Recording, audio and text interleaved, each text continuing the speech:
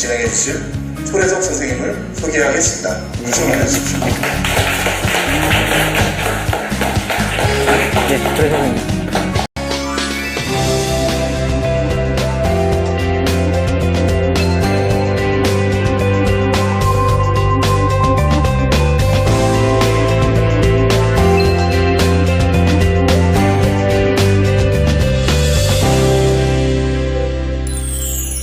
제가 작년에 인천에 왔고 올해도 이제 인천에 두 번째 강의를 오는데 올 때마다 매번 후회하고 있습니다. 내가 왜 인천에서 강의를 한다고 그랬을까 이렇게 후회를 합니다. 이 울산에서 인천은 정말 대각선 끝과 끝이라서 너무 멀어요. 너무 멀어서 인천은 참 좋은 곳이긴 한데 제가 오기는 너무 힘든 곳입니다. 다들 저녁은 드셨나요? 저녁 시간이 다행입니다. 저는 급하게 오느라 저녁을 못 먹었습니다. 그래서 이 저녁을 안 먹고 음식에 관한 강의를 잘할 수 있을까 걱정이 됩니다. 오늘 제가 드릴 말씀은 한국 문학에 나타난 음식과 요리 중에서도 백석 시에 나타난 음식의 의미 이런 걸 말씀을 드리려고 하는데요. 저는 무슨 요리 전문가도 아니고 그렇기 때문에 다양한 음식을 소개해드릴 수는 없고 백석 문학 속에 나타나는 음식을 어떤 의미로 바라봐야 될 것인가 이런 이야기를 드리려고 합니다.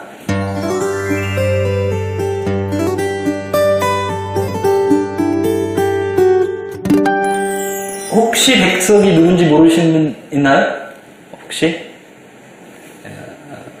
이렇게 부끄러운 일이 아니니까 손을 드셔도 됩니다. 제가 예전에 백석의 맛이라는 책을 내면서 서문 맨 첫 문장을 그렇게 썼습니다. 아직도 백석 씨를 모르는 사람이 있다. 이렇게 썼어요. 제 말은 그거는 약간 좀 백석이 이제는 좀 많이 알려졌고, 백석 씨가 대단하다 이런 걸 약간 유머 삼아서 쓴 문장이었는데, 그 문장을 쓰고, 독자들한테 항의를 많이 받았습니다. 백석 씨를 모르면 모르는 사람을 이렇게 무식한 사람 취급하는 거냐? 이런 항의를 많이 받아서 그런 건 아니었는데 사실 이렇게 백석 씨를 모르시는 분이 아직도 많이 있는 게 당연합니다.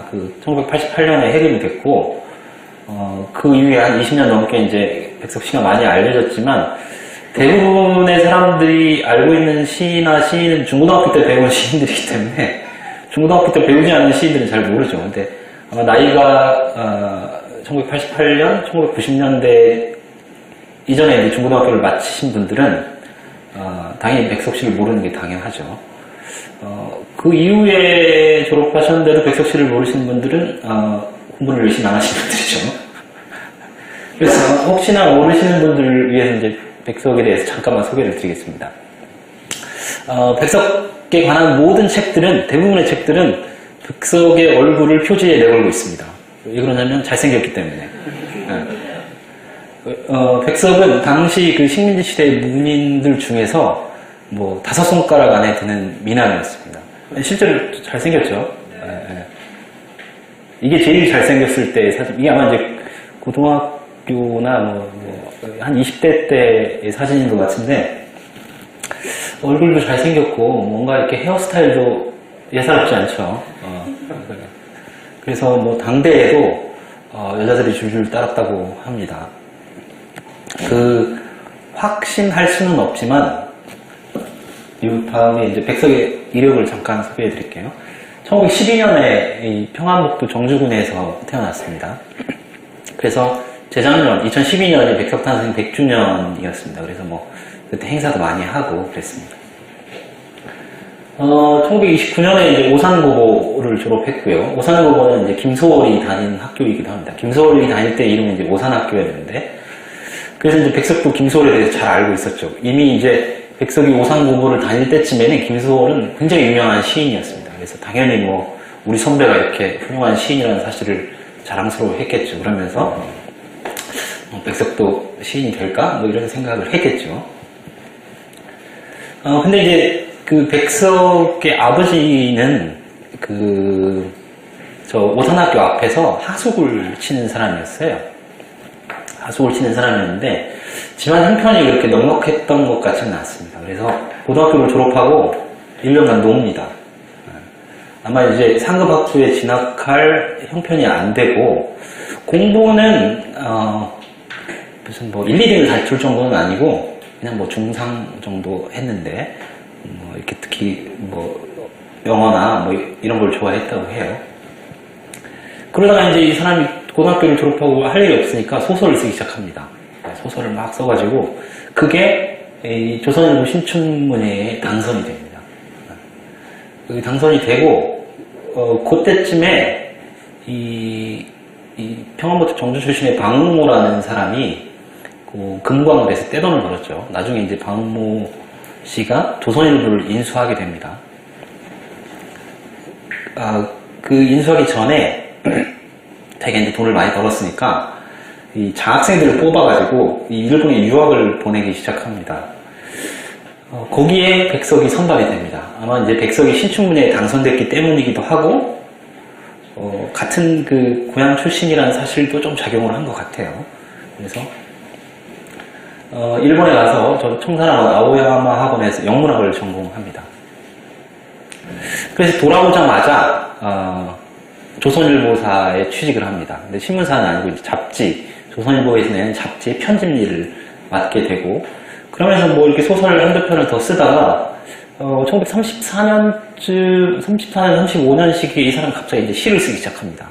소설을 그만두고 아마 이제 그 전부터 시를 쓰고 싶었던 모양이에요. 그 뭐 김소월에 대한 어떤 훈모의식도 있고 해서, 그래서 한 1년 동안 쓴 시를 모아서 발표한 게 그 사슴이라는 시집입니다. 사슴은 이제 백부 한정판으로 발간이 됐고, 당시 가격은 2원이었다고 그럽니다. 2원이면 지금 가격으로 따지면 한 3, 4만 원 됩니다. 그러니까 시집치고는 꽤 비싼 시집이었는데 날개도 친 듯이 팔려나갔습니다. 100부밖에 안 찍었으니까요. 혹시 집안에 저 사슴이 발견되시면 저한테 좀 파세요. 꼭 구하고 싶은 시집인데, 그래서 이제 그 시집의 제목이 사슴이었는데, 이게 이제 백석이 해방 전까지 유일하게 낸 시집입니다. 백석이 그 해방 전까지 발표한 시들이 한 130여 편 정도 되는데, 나머지 시집은 내지 않고 뭐 잡지나 이렇게 뭐 이런 내용을 발표를 했습니다. 그래서 이 한간에서는 이거는 이제 100% 확신할 수 있는 건 아니고 이제 사람들의 추측인데, 여러분 잘 아는 그 노천명의 시 중에 사슴이라는 시가 있잖아요. 혹시 외우실 수 있는 분 있어요? 모가지가 길어서 슬픈 짐승이요. 근데 백석이 목이 길었다는 거예요. 아까 사진 보셨죠? 원래 사슴이 목이 길기도 하지만 백석이 사슴을 냈고, 당시에 노천명이나 모윤숙, 최정희 뭐 이런 여류 작가들이 백석을 되게 좋아했다고 합니다. 그래서 만나면 막 백석 얘기를 하고 그러는데, 은어로 그 사람들이 뭐 나눈 편지나 이런 걸 보면 노천명이 백석이라고 부르지 않고 뭐 사슴이 서울에 왔다는 분 뭐 이런 식으로 얘기를 합니다. 그래서 그 시를 잘 보시면 모가지가 길어서 슬픈 짐승이요. 백석이 모가지가 길기도 하고, 관이 향기로운 너는 뭐 먼 데산을 보고 어쩌고저쩌고 하잖아요. 근데 이게 백석의 이미지하고 비슷하거든요. 뭔가 이렇게 먼 곳을 동경하는 듯한 이미지도 있고. 그래서 그 시가 백석을 염두에 두고 쓰여진 거다라는 추측이 있습니다. 이거는 확신할 수도 있는 건 아니고, 근데 그럴듯해요. 진짜로. 그래서 이제 그 시집을 내고 본격적으로 이제 시를 쓰기 시작하고, 한동안 이제 조선일보를 그만두고, 뭐, 함흥에 있는 영생고보라고 하는 데서, 영어 선생으로 일을 합니다. 그래서 이제 백석 사진도 보셨지만 되게 멋장이어서, 이 백석이 그 함흥 영생고보에 처음 이렇게 그 교사를 맡으려고 도착했을 때의 인상이 당시 그 재학생들의 회고 같은 걸로 남아있는 게 있는데, 모든 학생이 창가에 이렇게 나와가지고 백석을 쳐다봤대요. 왜냐면 그 함흥의 시골에서는 전혀 보기 힘든 아주 세련된 외모와 복장을 하고 나타났다는 거죠.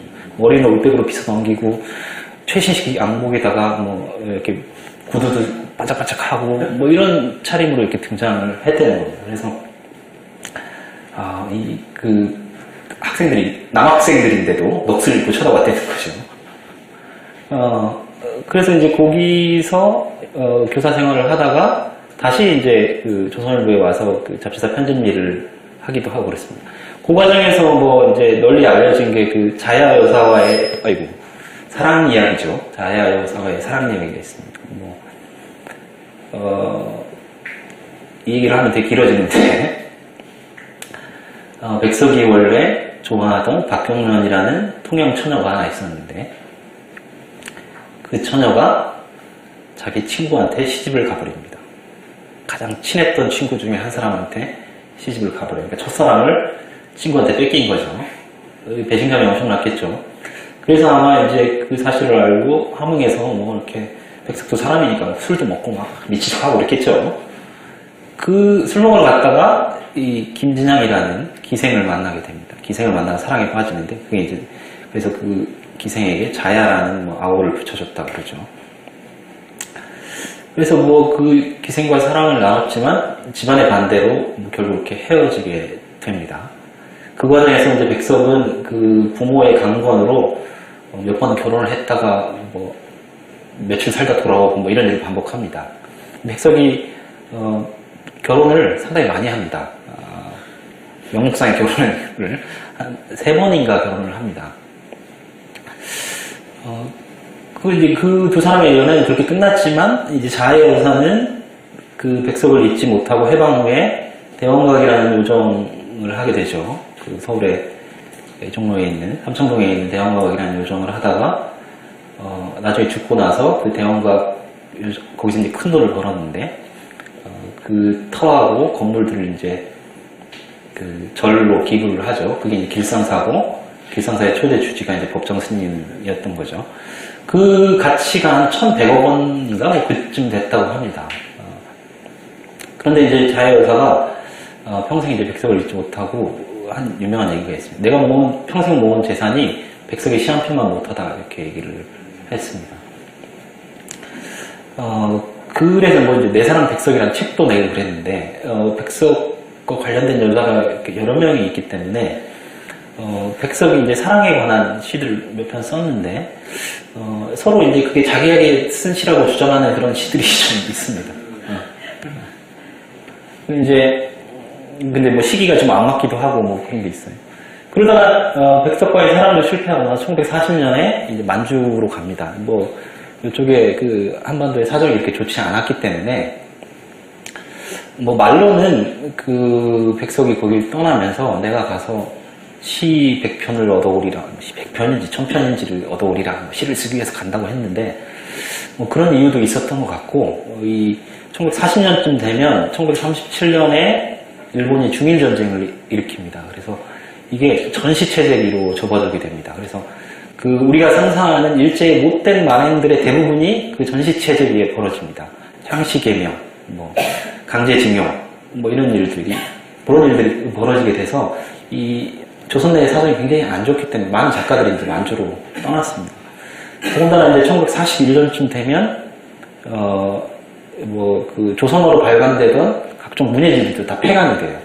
그래서 뭐 작품 써도 발표할 것도 없게 되는 그런 상황이 되는 거죠. 그래서 이제 중국 만주에 갔는데 이 사람이 할 수 있는 게 별로 없으니까 뭐 저런 걸 했다고 그럽니다. 측량 보존도 하고 뭐 농사를 짓기도 하고 그 만주국 괴뢰 정부에서 뭐 잠깐 일하기도 하고 뭐 그런 일들을 합니다. 그러다가 1945년 해방이 돼서 자기 고향으로 돌아옵니다. 그래서 이제 자기 고향에서 머물렀고 당연히 자기 고향이 북한이니까 이 분단이 되고 나서는 이제 북한 사람이 된 거죠. 그 이유만으로 이제 1988년까지 그 작품을 볼 수가 없었던 거죠. 월북문인이라고 해서. 근데 뭐 정확하게 말하면 백석은 이렇게 월북한 게 아니고 그냥 자기 고향에 있었던 것 뿐이죠. 그리고 이제 백석이 해방 후에는 이 시나 뭐 소설을 잘 쓰지 않고 아동문학 분과에서 일합니다. 그래서 동화시 이런 걸 씁니다. 그래서 동화시를 쓰다가 이제 나중에 점점 이렇게 주류에서 밀려나서 1962년에 가면 그 국영 농장의 그 노동자로 이렇게 쫓겨납니다. 그래서 이제 62년 이후로는 아무것도 쓰지 않게 되는데, 물론 이제 그 과정에서 백석의 시도 동화시나 이제 비평을 쓴 약간 굴절이 되어 갑니다. 북한에 살아야 되니까 체제에 영합하는 시들을 조금 쓰기 시작해요. 그런데도 불구하고 이렇게 밀렸나 봐요. 그래서 결국 이제 작가로서의 생을 작가로서의 삶은 1962년 이후에 마감하게 되는데, 이제 그 시기, 북한에서의 시기를 제외하면 해방 전의 시기를 보면 북한이 백석이 무슨 사회주의자였다거나 아니면 뭐 그런 내용이 발견될 만한 시는 사실 없어요. 백성은 사실은 이렇게 사회주의에 어울리는 사람은 아닌데, 고향이 북한이니까 거기 머물렀고, 그 이유만으로 88년까지 우리가 그 문학을 이렇게 접할 수가 없었던 겁니다. 그래서 알려지기로는 1995년에 사망했다고 합니다.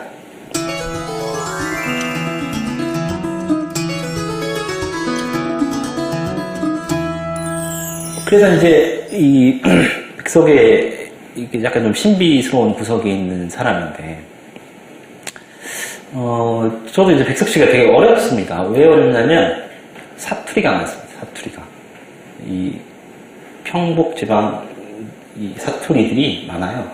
이 백석은 되게 그 세련되고 일본에서 유학하고 그 모던한 사람이었는데도 시는 뭐 사투리가 많고 뭐 이렇습니다. 이렇게 촌스러워요, 어떻게 보면. 잘 안 읽혀요, 시가. 그래서 저도 백석 시를 처음 접하고 이게 도대체 뭔 소리인지 알 수가 없는 거예요. 당시 그 비평가들의 반응도 마찬가지였습니다. 오장원이라는 사람은 뭐라고 얘기했냐면, 백석의 시는 옛날의 세시풍속을 벼섬처럼 이렇게 구겨놓은 거에 불과하다. 그런데 그런 짓을 왜 하냐면, 근대인, 도시인의 눈에는 그런 촌스러운 것들이 신기해 보인다는 거예요. 그래서 이제 그런 일을 한다. 그러면서 막 비판을 했습니다. 반면에 이제 또 어떤 사람들은 백석이 이렇게 사투리를 많이 쓰는 건 우리말을 뭐 지키려는 노력이다. 이러면서 좀 이렇게 긍정적으로 평가하기도 했습니다. 어쨌든 시가 좀 잘 안 읽히고, 우리가 아는 이육사나 윤동주나 뭐 이런 사람들의 시하고는 좀 다릅니다. 이 시도 보시면 이 주막이라는 제목의 시인데, 이렇게 딱 그 사연으로 되어 있습니다. 읽어보시면 알겠지만 아무 내용이 없습니다. 아무 내용. 만약에 여러분에게 이 시의 주제가 뭡니까? 우리 중고등학교에서는 그렇게 많이 물어보니까 시 나오면 일단 주제부터 찾아야죠. 주제가 뭐라고 생각하세요? 너무 고민하지 마세요. 아마 안 나올 거예요. 방금 말씀하신 대로 이건 주막의 풍경을 그냥 이미지로 묘사한 시입니다. 여기 뭐 의미를 부여하자면 여러 가지 의미들을 부여할 수 있겠지만, 왜 하필 주막이고 이게 어린 시절의 이야기고 왜 어린 시절에 주막 이야기를 하는지에 대해서는 여러 가지 해석이 있을 수 있겠지만, 분명한 사실은 그냥 주막의 풍경들을, 어릴 적의 기억이 있는 풍경들을 이렇게 이미지로 나열한 것 뿐입니다. 이걸 보고 뭐 주막의 성스러움 이런 주제를 발견하실 분은 없을 거 아니에요. 그런데 그래서 이제 백석의 초기시, 이게 사슴에 실려있는 시인데, 이미지즘, 이렇게 이미지를 주로 보여주는 그 이미지즘, 뭐 모더니즘이라고 하는 그 영향을 받았다. 그 경향의 시를 썼다. 이렇게 평가하기도 합니다. 백석의 초기 시에는 그런 게 많습니다. 이렇게 이미지만으로 어떤 풍경을 묘사하는 시들이 많고, 또 하나의 특징이 뭐냐면, 이 주막 얘기잖아요, 주막. 그 당시에도 주막은 별로 없었어요. 1930년대 되면 이미 주막은 거의 없던 시기입니다. 이건 이제 어릴 적 기억이 있었던 주막이겠죠. 일본 유학까지 다녀오고 그 지식인으로서는 최고의 직장에 근무하는 사람이 이런 캐캐먹은 옛날 이야기를 하고 있는 거예요. 이게 좀 이렇게 잘 안 맞죠. 게다가 제가 이 시를 읽으면서 신기했던 건, 저희 붕어곰, 호박잎에 싸우는 붕어곰은 언제나 맛있었다. 이렇게 시작하는 거죠. 이 백석 시에는 130편쯤 되는 시에 음식이 여러 가지가 나오는데, 제가 이제 논문을 쓰기 위해서 음식의 이제 종류를 이렇게 세봤죠. 근데 이제 저에 앞서서 저보다 먼저 그걸 세신 분이 있으세요. 그분은 이렇게 분류까지 다 했어요. 해산물, 육류, 이렇게 다 분류까지 하신 분이 있으세요. 그분이 너무 분석을 잘 해놓으셔서 뭐 별로 틀린 일 없더라고요. 보니까 그 130편쯤 되는 시에 110가지의 음식이 등장한다는 거예요. 110가지. 한국 근대문학 사상 그렇게 많은 음식을 이야기한 시인은 백석 이전에도 없었고 이후에도 없었습니다. 여기도 보면 붕어고음은 언제나 맛있다. 이렇게 음식 이야기로 시작을 해요. 사실 저거는 저렇게 시작 안 해도 되잖아요. 뭐 그냥 부엌에는 이렇게 시작이 되는데 굳이 음식 이야기를 맨 먼저 하고 있는 거죠. 더군다나 저걸 보고 있으면 이 붕어고음이라는 음식이 어떤 음식인지 궁금하지 않으세요? 네, 혹시 아시는 분 있으세요? 모르셔야 돼요.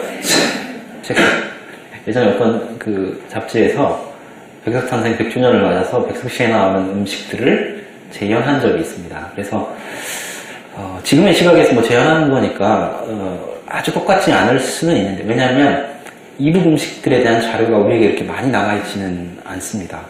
그래서 그걸 정확하게 재현하기는 사실 어려운 것들이 좀 있는데, 이 호박잎에 쌓는 붕어고음 이러니까 아마 붕어를 저렇게 쪄서 호박잎에 쌓은 음식이 아닐까 뭐 이렇게 생각을 하는 거죠.